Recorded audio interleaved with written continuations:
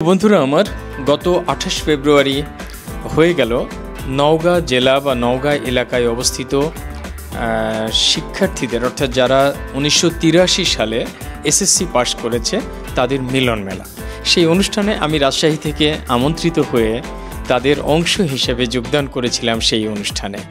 এটি হয়েছিল জাহানাবাদ সিটি নওগাঁতে, যেটি নওগাঁ পলিটেকনিক রোডে। আমাদের বন্ধুদের আড্ডাখানা এবং পরিচয় পর্ব চলছে। আদর্শ বালিকা বিদ্যালয় কলেজের acting principal. Fine, thank you so much. সবাই আমরা 83 বন্ধু, আমরা 83-তে এসএসসি পাস করেছি প্রত্যেকে এখানে যারা আছি, এবং ভিতরে আরো অনেকেই রয়েছে এই গ্রুপে। হ্যাঁ, পরিচয়টা প্লিজ। আমি শঙ্করী ঠাকুর, সহকারী শিক্ষক, কানওয়াল সরকারি প্রাথমিক বিদ্যালয়। বাহ, চমৎকার। আমি মোসাম্মদ নাজমুন্না শেফালি, আমি নেমাতপুর সরকারি কলেজ ব্যবস্থাপনা বিভাগ সহকারী অধ্যাপক। চমৎকার চমৎকার। আমি গীতা ঠাকুর, সহ অধ্যাপক রাষ্ট্রবিজ্ঞান, তানোর মহিলা কলেজ। এই পরিচয়গুলো থেকে যাবে এবং মনে থাকবে এটা। হ্যাঁ, পরিচয় পর্ব শেষে বিভিন্ন জায়গায় জড়ো হচ্ছিল বন্ধুরা দলে দলে। নিজেদের মধ্যে আরও কিছু গভীর আলোচনা, বন্ধুত্ব, পুরনো স্মৃতিচারণ, ছবি তোলা, এই পর্বগুলো একটার পর একটা চলছিল। বেশ আনন্দমুখর একটি পরিবেশ। অনেক দিন পর বন্ধুদের, এই সমবয়সী বন্ধুদের পেয়ে আমার বেশ ভালো লাগছিল। পলাশ ফুল ফুটে আছে গাছে, আর পলাশ ফুলের গাছে নানান পাখি, কি অদ্ভুত। জাহানাবাদ সিটির অদ্ভুত সুন্দর একটি জিনিস এই কাঞ্চন গাছ, এবং কাঞ্চন গাছটা ফুলে ফুলে ভরে আছে।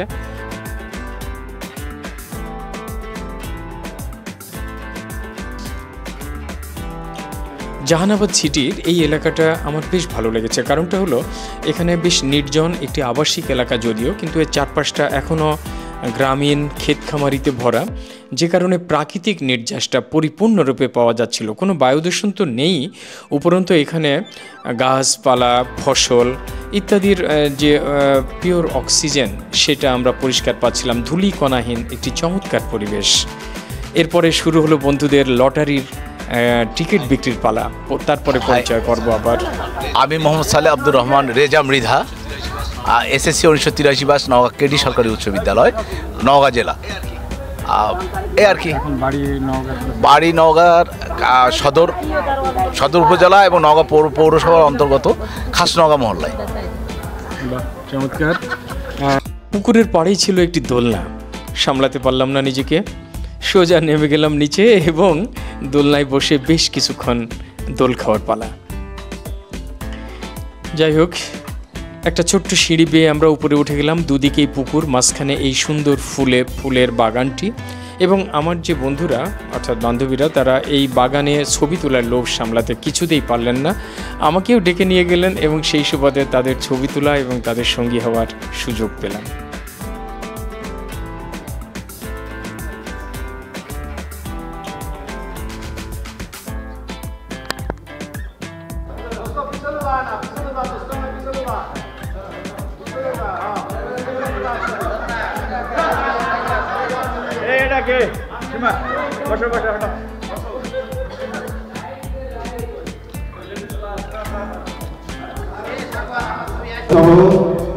সবাই আন্তরিকভাবে সহযোগিতা করেছে। আসলে এই ছিল খাওয়া দাওয়া। আরও অনেক ভিতরে ছিল, কিন্তু এগুলো জাস্ট একটু বেড়ে বাইরে রেখেছিল। সব ধরনের খাবার দাবার যা থাকে স্ট্যান্ডার্ড সবই ছিল এখানে। এরপরে আমি, গীতা এবং ফাইন, আমরা তিন বন্ধু রাজশাহী ইউনিভার্সিটির 83 ব্যাচ যারা ছিলাম, এই 3 জন বাইরে বের হলাম একটু আলাদাভাবে গল্প করা এবং ছবি তোলার জন্য। আমরা করিডোর দিয়ে ধীরে ধীরে এগিয়ে যাচ্ছিলাম পুকুরের দিকে। আমাদের অ্যাকচুয়ালি মূল লক্ষ্য ছিল অন্যান্য যারা অপরিচিত, যারা আজকে নতুনভাবে পরিচিত হলো, তাদের থেকে বাইরে এসে আমরা 1985 সাল থেকেই যারা পরিচিত বন্ধুরা, সেই বন্ধুরা যারা রাজশাহী ইউনিভার্সিটিতে একসঙ্গে পড়াশোনা করেছি, উঠেছে বসেছে। এর মধ্যে গীতা ছিল ইতিহাসের, বাট ফাইন ছিল আমার সাবজেক্টের অর্থাৎ দর্শনের। আমরা ক্লাসমেট। তো সেই সুবাদে আমরা 3 জন অনেক দিন পরে আবার একটু একসঙ্গে হতে পেরে খুব ভালো লাগছিল। আর এই যে পুকুর পাড়ের এই ফুলের বাগান, বসার জায়গা, এগুলো বেশ উপভোগ করছিলাম।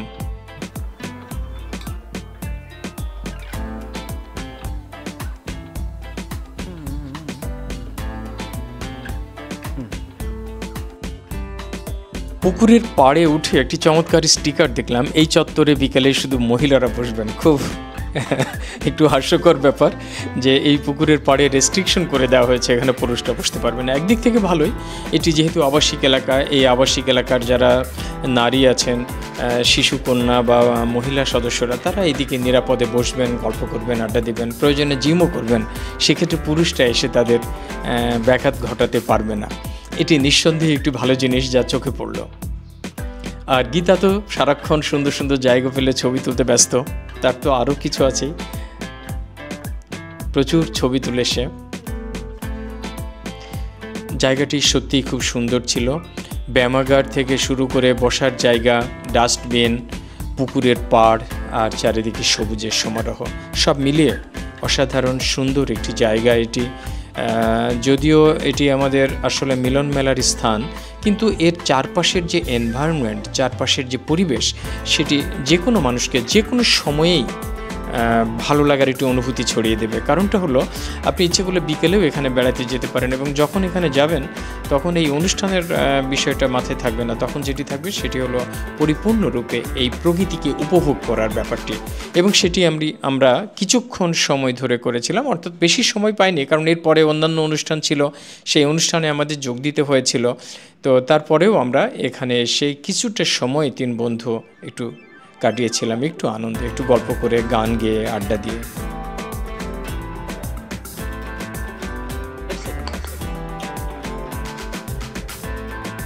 গীতার আবার ছবি তোলা, পোজ দেওয়ার পালা। পুকুরের পানিটা অসাধারণ, কিন্তু সবুজ। এইটা, এই সবুজ রংটা আমার খুব টানে, ভীষণ ভালো লাগে। আন্দামান সাগর দেখে কি করবি? সবুজ কি সবুজ? আন্দামান তো নীল মনে হয়।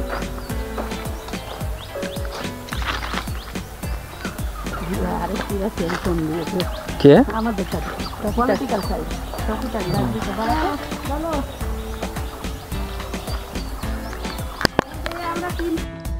পুকুরের পাড় ধরে চিকন রাস্তা দিয়ে আমরা 3 বন্ধু হেঁটে চলেছিলাম আর পুরনো স্মৃতি রোমন্থন করছিলাম। বিশ্ববিদ্যালয় জীবনের কত শত ঘটনা, কত চলাফেরা, কত উত্থান পতন, কত গণ্ডগোল, ফ্যাসাদ, মারামারি।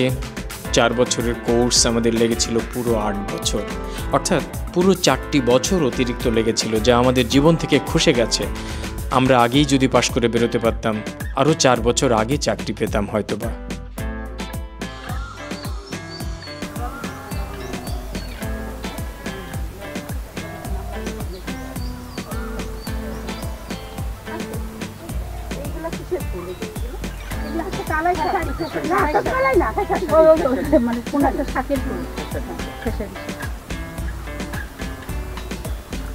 অনেক কাজ করেছে, মানে গতবার একটা বেশি ভালো ছিল। আচ্ছা, ও দোলনা আবার বেঁধে রাখছে রে, দুর্ভাগ্য তোদের, না হলে একটু দোল খাওয়াতাম। যেগুলোর সাথে বাচ্চা আসে না, দোলনা বেঁধে রেখেছি। বাচ্চা কাছে আমরা উঠি উপরে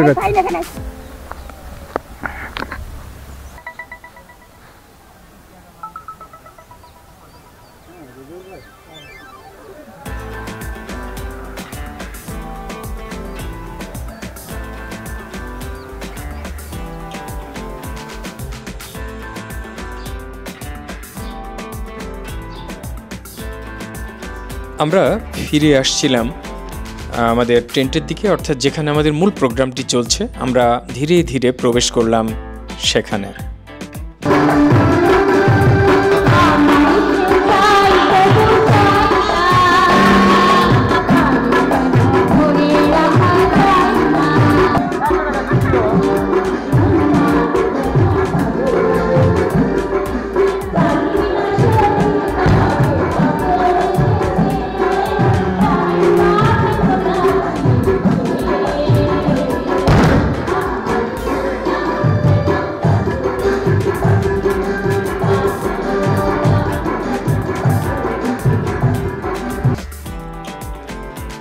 অনুষ্ঠান শেষ করে রাস্তায় বেরিয়ে পড়লাম এবং একটি রিক্সা নিয়ে আমরা আবার বাস স্ট্যান্ড, অর্থাৎ বালুডাঙ্গা বাস স্ট্যান্ড, যেটি নওগাঁ শহরের মেন বাস স্ট্যান্ড, সেইটার উদ্দেশ্যে রওনা দিলাম।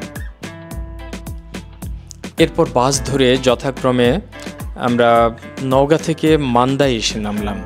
মেইন উদ্দেশ্য ছিল এই আত্রাই নদী পরিদর্শন। আমাদের বাম দিকে যে নদীটি দেখছেন এটি হলো আত্রাই নদী। এটি অনেক লম্বা একটি নদী, যা ভারত থেকে এসে বাংলাদেশের ভিতর দিয়ে প্রবেশ করে সম্ভবত যমুনায় গিয়ে ঠেকেছে, এরকম কিছু একটি ঘটনা, বা পদ্মায় গিয়ে ঠেকেছে, আমার এক্স্যাক্টলি মনে নেই। তবে অনেক লম্বা একটি নদী এবং এটি খুব সুন্দর একটি নদী, গ্রাম বাংলার ভিতর দিয়ে চমৎকারভাবে প্রবাহিত হয়েছে। আমরা এই নদীটির তীর ধরে যে চমৎকার মসৃণ রাস্তাটি, সেটিতেই রিকশায় চড়ে যাচ্ছিলাম। সামনে প্রসাদপুর নামে একটি জায়গা আছে। এই জায়গাটি ইতিপূর্বে আমার কখনো দেখা হয়নি, সেই প্রসাদপুরকে আবিষ্কার করার জন্যই। আর এখানে গীতার বোনের মেয়ের বাসা, সুতরাং আমরা সেইটাও একটা উপলক্ষ যে তাকে কেন্দ্র করে আমরা প্রসাদপুরে যাব, আর প্রসাদপুর জায়গাটা একটু দেখেই তক্ষুনি আমরা আবার রাজশাহীর উদ্দেশ্যে ফিরে আসব। তো প্রসাদপুর যাওয়ার পথটিও ছিল অসাধারণ, আর আমার কাছে নতুন বলে জায়গাটির আকর্ষণ ছিল অসাধারণ। অল্প একটু সময়ের মধ্যেই দেখতে দেখতে আমরা প্রসাদপুরে পৌঁছে গেলাম। প্রসাদপুর বাজার এটি, এবং অদ্ভুত ব্যাপার, এই বাজারে পৌঁছে একদিকে আমাদের সন্ধ্যা হয়ে যাচ্ছে, সময় ফুরিয়ে যাচ্ছে, অপরদিকে সামনেই পড়ে গেল একটি মিছিল। এবং এই মিছিলটি এমন একটি দীর্ঘ মিছিল ছিল যে এই মিছিল পেরোতে আমাদের সময় লেগেছিল প্রায় 10 থেকে 12 মিনিট আমরা এখানে আটকে ছিলাম।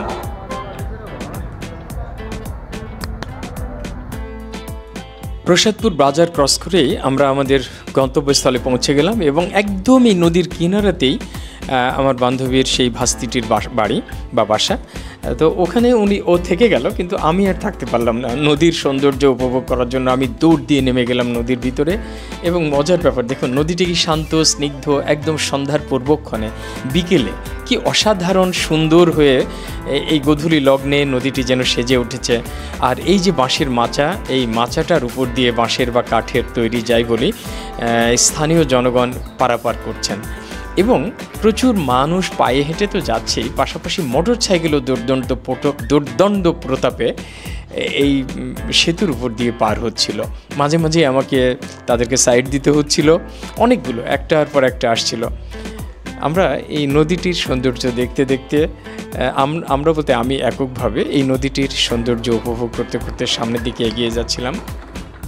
নদীতে নানা রকম নৌকা ছিল, ছোট বড়, বিভিন্ন জায়গায় মাছ ধরার জন্য কিছু খুঁটি গাড়া ছিল, যেখানে সম্ভবত জাল পাতা হয় কখনো।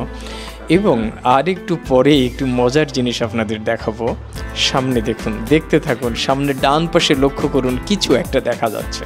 দেখুন কি অসাধারণ, প্রচুর পরিমাণে হাঁসের দল এখানে খেলা করে বেড়াচ্ছে। সামনে আদিগন্ত নদী, দুপাশে গ্রাম, এঁকে বেঁকে ছুটে চলেছে এই নদীটি। বাংলাদেশের বিভিন্ন গ্রাম, বিভিন্ন থানা, জেলা অতিক্রম করে এটি চলে যাচ্ছে অন্য কোনো একটি বড় নদীর দিকে। আর এটির উৎস অবশ্যই ভারতের কোনো একটি পাহাড় বা কোনো একটি এলাকা।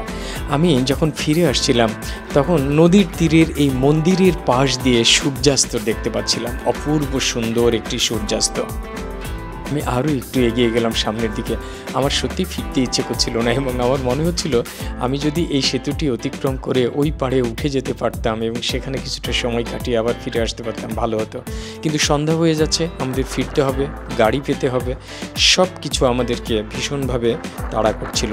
তাই ছটফট করে ফিরে আসলাম, এবং আবার ওই একই পথে সেই জায়গাটিতে ফিরে আসলাম যেখানে আমার বন্ধুটি দাঁড়িয়েছিল।